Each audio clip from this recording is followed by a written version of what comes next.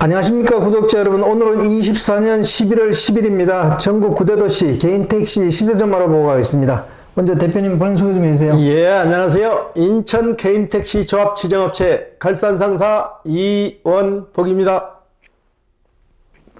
대표님, 예. 이번 주 전국 9대도시 개인택시 시세 변화가 좀 있나요? 예. 서울을 기점으로 해서 등락폭이 있는 도시가 몇 군데 되거든요. 서울부터 말씀드릴게요. 서울은 1억 1,300만원, 전주 대비 200만원이 하락했고요.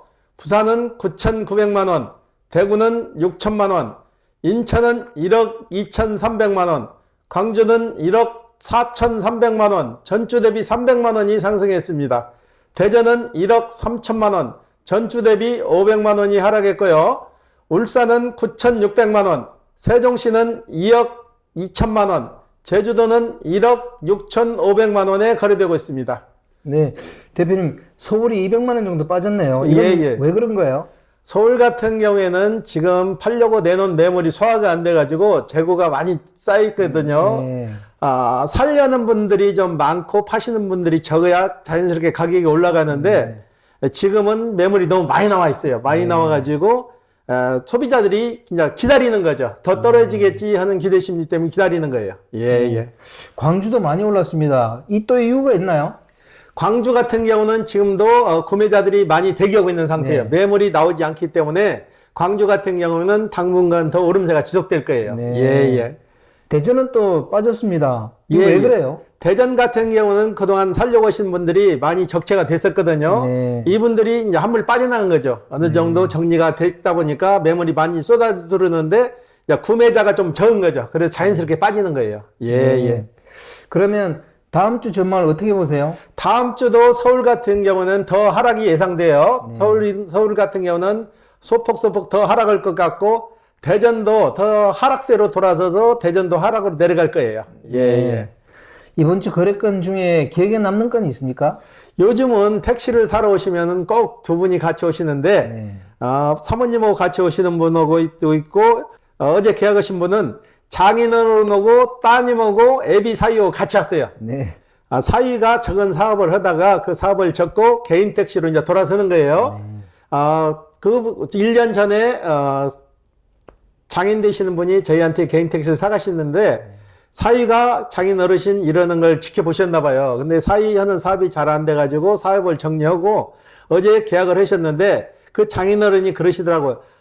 나도 하루에 나가면은 30만 원은 무조건 벌고 들은다. 그러니까 사위가 그러더라고요.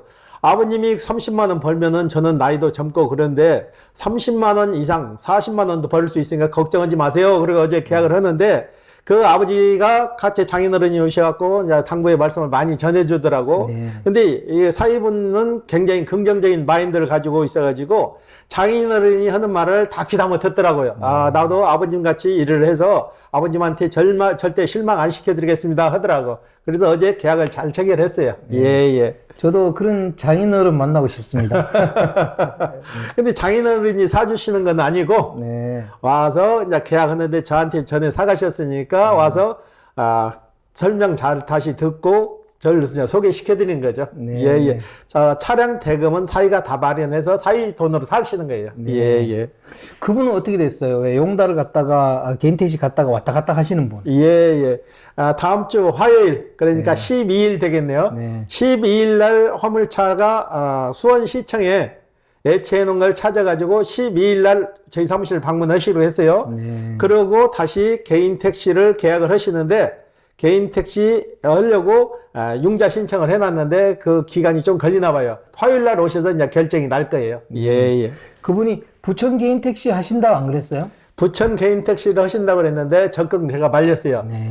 부천보다는 인천에 사셨고 인천이 유동인구가 많고 수지 타산이 좀 더 나으니까 부천보다는 인천 걸 선택을 해가지고 마음을 바꾸셨어. 예. 객관적으로 보면 부천하고 인천 어느 곳이 더 수입이 좀 좋나요? 일단은 인구 비례에 따지게 되면 인천이 범위도 넓고 유동인구가 많으니 당연히 인천이 낫죠. 예. 대표님, 요즘 개인 택시 처음 입문하시는 분들 중에 10시간 운전하는 게 힘들다는 말에 겁을 내는 분들이 있습니다. 정말 10시간 운전하는 게 그렇게 힘든가요?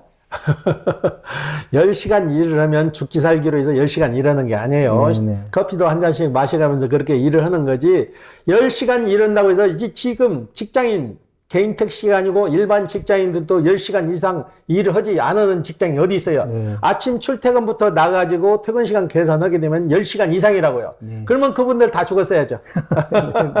개인 택시 10시간 이상에서 죽는 확률은 거의 제로라고 봐요. 네. 본인이 지병이 있거나 체력이 안 돼서 마음의 상처나 이런 걸 입어가지고 그 적응을 못하는 분은 있어도 10시간 일해서 죽었다는 분은 제가 한 번도 못 봤어요. 네. 과로사라는 거는 자기 체력에 맞지 않게 너무 과하게 일해서 이렇게 되는 거지, 지금 하시는 분들이 너무 과하게 일하실 분 몇 분이나 되냐고요. 네. 본인이 다 자기 루틴을 만들어서 일하는 거니까 10시간 일한다고 해서 죽는 분 거의 없어요. 네. 예. 과로사는 개인 택시 하시는 분들만 일어나는 일이 아니잖아요. 다른 산업에 있는 분들도 과로사가 일어나잖아요. 그러면요, 그보다 더 힘든 일을 하시는 분 많잖아요. 네네. 산업 현장에서 일하시는 분들, 그보다 더 힘들어요. 더 힘들어도 이분들 과로사로 죽는 일 거의 없어요. 네네. 지병이 있거나 했을 때 그렇게 되는 거지, 과로사라는 것은 극히 일부의 얘기예요.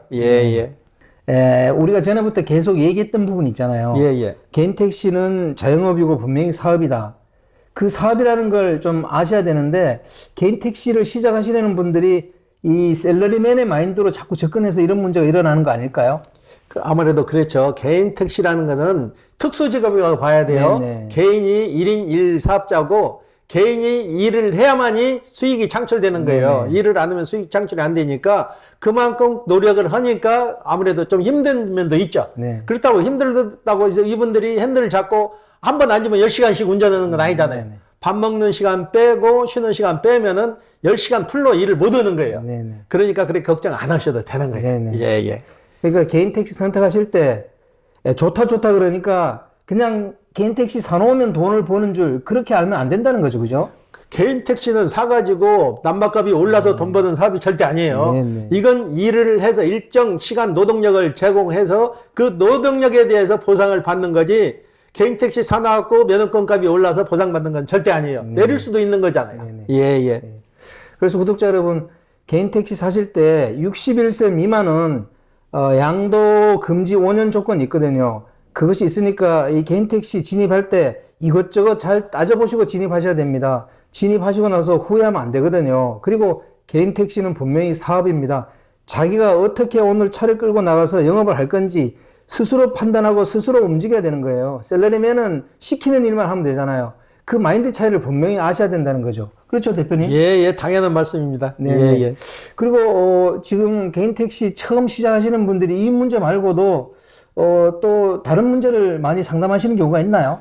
일단은 가장 와서 저희한테 두려움을 느끼는 거는, 내가 개인 택시를 일정 금액을 주고 샀는데 추후에 문제가 생겼을 때 어떻게 되냐. 교육장에서 너무나 과하게 설명을 하나 봐요. 네. 면허권이 음주나 마약이나 성추행이나 절도에 의해서 면허권이 죽었을 때 보상 한 푼도 못 받으니까 계약서 쓸 때 뭐 4배 보상이라는 금액을 써갖고 하라 하는데, 4배 보상이라는 법은 대한민국 어느 법에도 없는 거예요. 현실법을 따라야지. 잘못됐을 때 저희는 100% 다 보상을 해주는데, 거기에 대한 막연한 두려움이죠. 그리고 다른 것은 큰 뜻이 없는데, 일단 내가 투자한 금액에 대해서 추후에 잘못됐을 때 보상받을 수 있는 방법이 있나 없나, 그걸 제일 걱정하시는 거예요.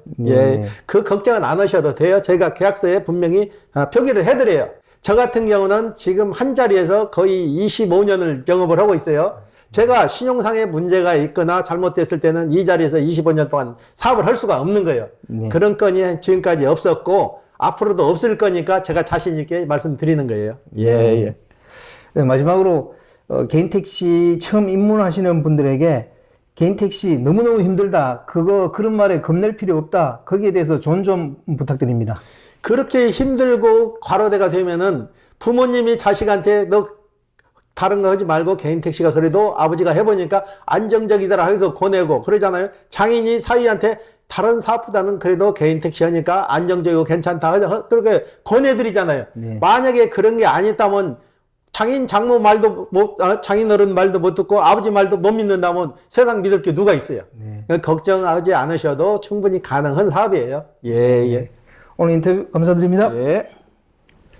네, 구독자 여러분, 오늘은 24년 11월 10일입니다.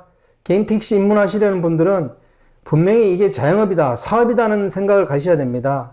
예, 기존의 셀러리맨처럼 누가 시키면 그 일만 하면 되는 게 아니거든요. 그러니까 그 생각을 먼저 정립한 다음에 개인 택시에 입문하시면 좋겠습니다.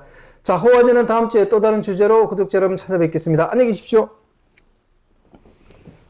호화제였습니다.